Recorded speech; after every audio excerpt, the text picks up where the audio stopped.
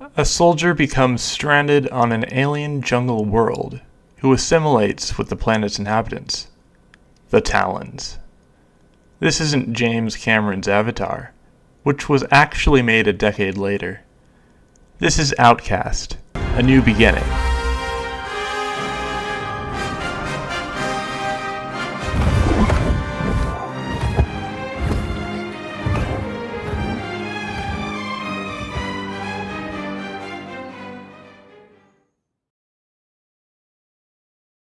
The sequel to Outcast. You know, that game from 1999. And if you were around to play Outcast, there are plenty of cameos and references to the first game. Oh my god, a Gamsav. I never knew how this thing worked, but it did work. When the Ulukai left Adelpha, he said goodbye to Mar, his only true friend. What happened to self-branding? It used to be all the rage. Commander Slade is joining the mission to help keep your mommy and her friends safe. Don't worry, I'll be back in no time. I promise. Daddy promised the same thing. Camilla. I mean Commander Slade. Sorry, Mommy. Weeks, months, got dispatched to Costa Rica, Black Ops. You know I couldn't check it for her birthday. You're either in or out of her life, you understand? That's the job, Wolf. You, if anyone, should understand that. I do understand. So, please do not come back until you receive the paperwork from the lawyer. There is a great amount of attention to detail paid to the planet's inhabitants, the Talons, and their culture. He makes a pilgrimage to the Palana and enters one of the 4 Darashams, representing each of the 4 essences, to be reverted and returned to the yards. That's the cold version. Listen, every Talon child is raised with a Makari. They're like guardians. They protect the kids, play with the kids, provide comfort, make sure the kids are getting enough sleep. Although it's tough to figure out bedtime when it's always night in Kizar. But hey, where would we be without the spear protecting us, right? I guess the mothers take care of their kids too, right? Whoa, what backwards planet are you from? Female Talons are too busy running the planet. They don't have time to raise children. You know, Milea? Once a cycle, males and females put aside their differences and come together to, you know, do something amazing. The game has a unique cast of characters. What are you afraid of? I was elected supreme in front of the yards. I am not afraid of anything. Now listen. We already have one useless troublemaker in this village. We don't need another. Hey, kid.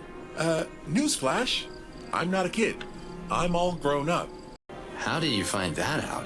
Dude, I told you. I'm the only Talon and went to Procreana University. I've got a brain. Stick around and you might learn a thing or two. I only like cocky when I'm the smartest guy in the room. Not liking it now. I spoke with Nadul. Whoa, T. I want the same thing you're taking. That's your leader you're talking about. Whoa, now that's intense, even for me. The game's setting touches upon dark themes. Look down at the bottom of the cliff over there. You'll see poor hazardesses tormented by their tragic fate. They were once proud Talons who decided to revert without knowing the difference between what is eternal and what is no more. I'm here to prevent more Talons from jumping over the cliff until the Ka Darosham is restored and I can be its keeper again. But it doesn't take itself too seriously either. Procreana is Adelpha's cradle of knowledge, or was. I remember the dean of my college kept calling me a slacker because of a movie he saw. That old scarecrow made me hate school. No offense. None taken. Are you the leader of this place? I am Rumbar, chief of Palana, and you are? Wait a minute. Did you just say your name is Rumbar? Son of Tequila Bar, yes. I love you guys. The game is very beautiful.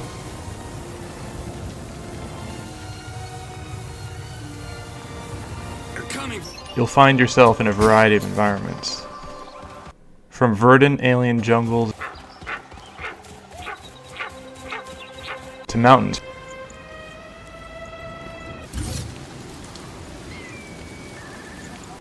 To scorched deserts and towering canyons.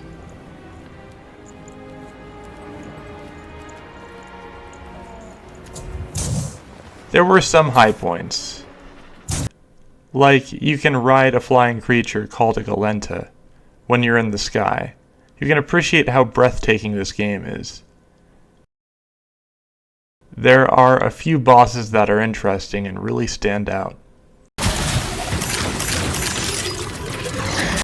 There is an automated drill that fires lasers at the walls and sends shockwaves through the ground.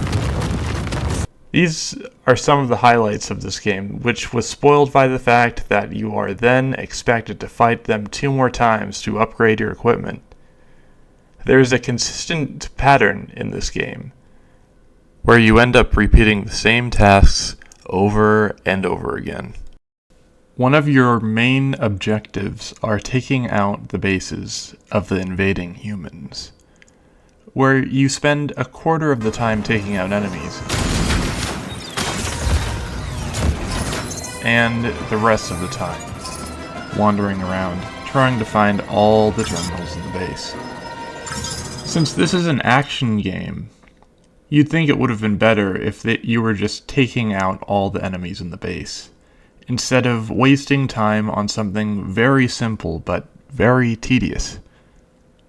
3 major quests involve taming creatures. The quests, like most tasks, become tedious quite quickly.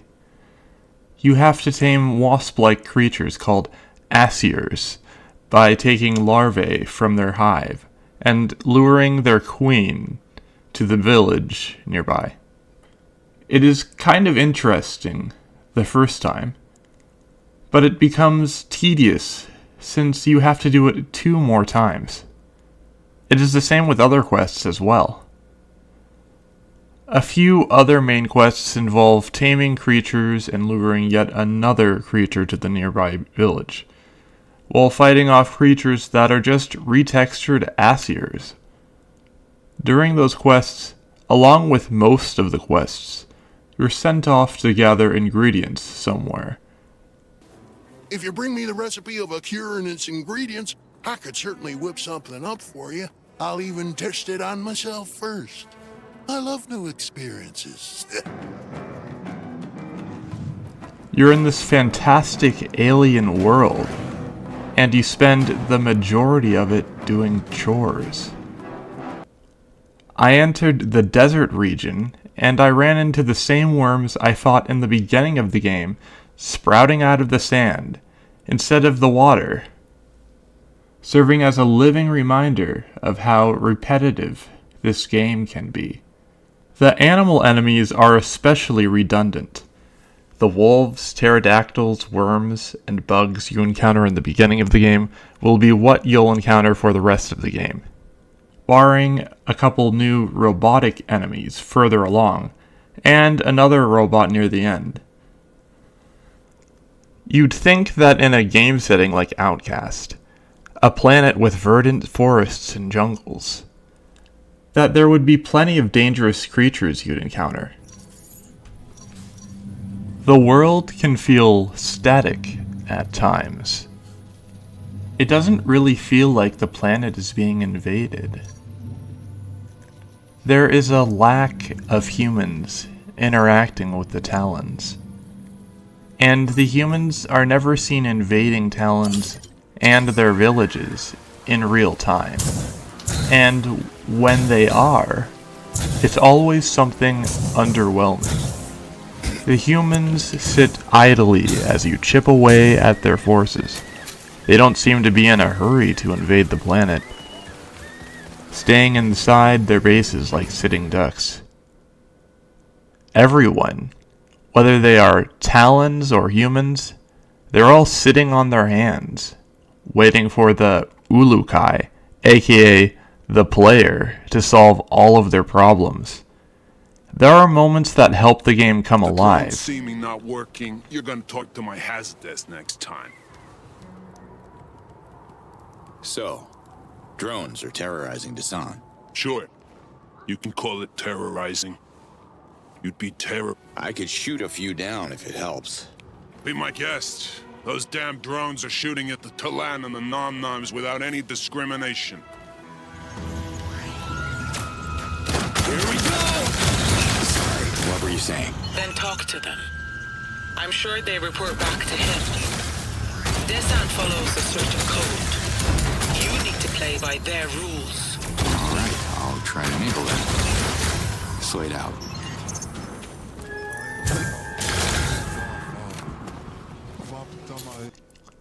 Like when you see human dropships dumping trash.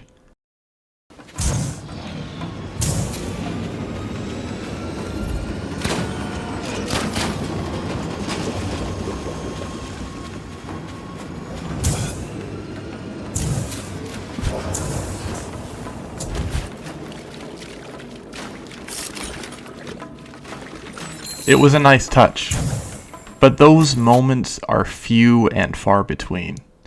Even the human enemies are robots the majority of the time. The gameplay is clunky. The buttons for dodging and using your shield are near the back of your hand. You'll be constantly dodging and using your shield, so the controls can get pretty uncomfortable. There are a few interesting weapon mods, like the machine gun or the mod that heals you every time you take out something. But most mods aren't interesting. Like, for example, they might take less ammo, or reduce the non-existent recoil. There are special abilities, like a gun that summons swarms of giant wasps. Some powers are useless, though. Like a gun that traps enemies in an anti-gravity field, but only for a very brief moment. And it's too similar to this other power that freezes your enemies. There are other upgrades you can get through shops, which some players may miss if they don't take the time to explore. You can get upgrades there as well, but many of these are boring and only increase the amount of things you can carry. And when you do so, it only upgrades the amount of a specific type of object you can carry. You need money to take advantage of what the shops offer, and the best way to get money is by crafting.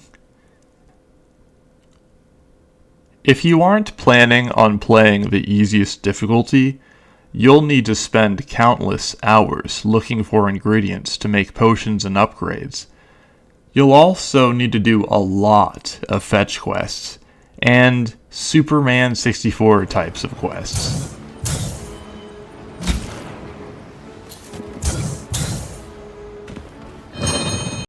The main quests are also no different than the miscellaneous quests. Outcast could be a great game, and it's sad because you can tell that the game, from its setting, to its characters, to its lore, are lovingly created. There are some interesting concepts and ideas in this game that are unfortunately lost in the hours of busy work. By myself. I'm here to help you with caging them, remember? I'm a mentor. I'll teach you how. That's how we work together, you see? So, are you ready to... The lack of enemies, interesting objectives, and reused assets with the human bases make the game feel unfinished. So if you must buy this game, I suggest waiting until it's on sale.